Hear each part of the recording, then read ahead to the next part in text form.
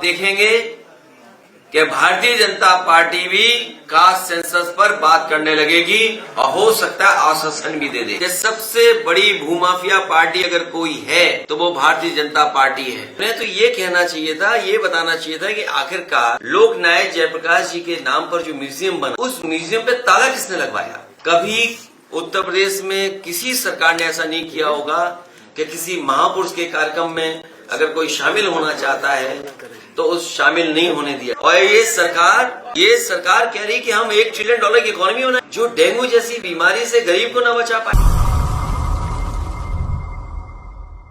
अभी देवरिया की घटना के बाद लगभग 20 अधिकारियों पे कार्रवाई हुई है। यही सरकार, यही मुख्यमंत्री जी पहले जाग गए होते तो शायद ये घटनाएं नहीं होती। अगर कोई दोषी है जमीनों के विवादों को लेकर के तो ये सरकार खुद दोषी है। पिछले 6 साल से ज्यादा समय होने जा रहा है। आखिरकार सरकार क्या कर रही थी। सरकार के अधिकारी और सरकार के लोग मिलकर के अन्याय कर रहे थे। और कई मौकों पर मैंने कहा कि सबसे बड़ी भूमाफिया पार्टी अगर कोई है तो वो भारतीय जनता पार्टी है।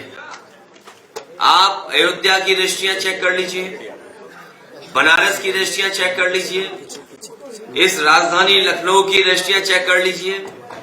कानपुर में तो ऐसी घटना हुई कोई कल्पना नहीं कर सकता। एक भोले भाले सीधे साधे किसान किसी जमीन ले ली और उसको कहा कि आपको 6 करोड़ रुपए जमीन के दिए जाएंगे। उस बेचारे किसान ने भरोसा कर लिया, बीजेपी के नेता ने जमीन खरीदी और उसके बाद उस किसान को लालच दिया और कहा कि मेरी चेक में कमी रह गई है, ये चेक मुझे वापस दे दो, मैं इसको ठीक करके तुम्हें दे दूंगा, तुम बैंक में जमा कर देना। उस किसान से 6 करोड़ रुपए का चेक वापस लिया और चेक फाड़ करके फेंक दिया। वो रोता रहा, परेशान हुआ, कई बार गया, इधर उधर दौड़ा, लेकिन बीजेपी के नेता ने उसकी मदद नहीं की, न चेक वापस किया। बिहार में एक जाति को लेकर के न जाने कितने सरकार को, वहां की पॉलिटिकल पार्टी को कई मौकों पर सामना करना पड़ा। और ये जो जाति जनगणना की बात है कोई नई नहीं है। हमें याद है नेताजी शरद यादव जी, आदरणीय लालू प्रसाद यादव जी और देश के बड़े नेता, दक्षिण भारत के सभी दल लगभग और देश की जितनी बड़ी आबादी है वो सब चाहते हैं कि कास्ट सेंसस हो, जाति जनगणना हो।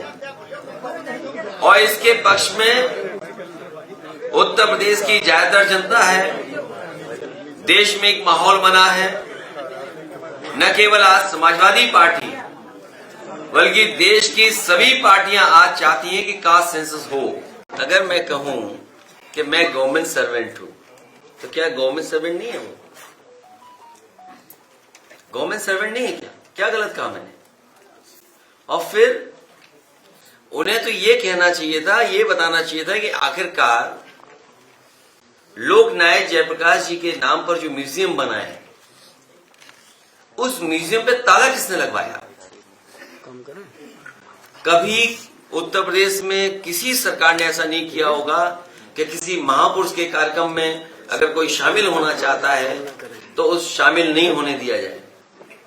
ताला लगा दिया, न जाने कहां से सड़ी गली और बिल्कुल 3rd क्लास टीन लगा दी, पुलिस लगा दी, अधिकारी बुला लिए कि आप माल्यार्पण न कर पाए।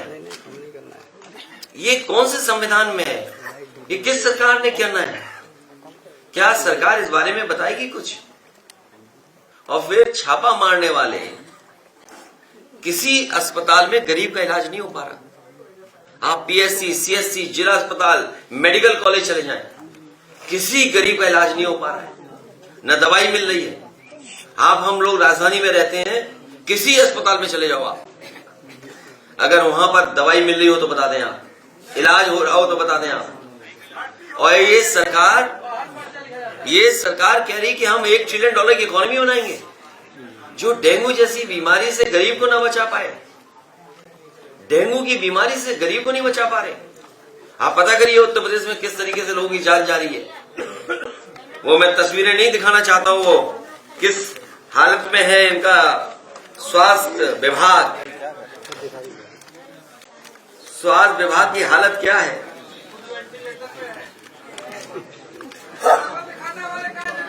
वेंटिलेटर भी एक लिमिट है वेंटिलेटर की।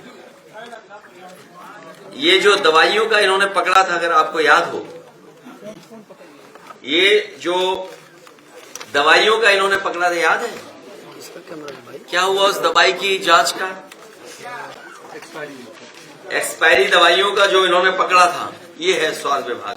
आप ही में अखबारों की तस्वीर दिखा रहा हूं मैं एक ही तस्वीर दिखा रहा हूं मैं, और ज्यादा दिखाने की जरूरत नहीं मुझे, बाकी हर दिन छपती है।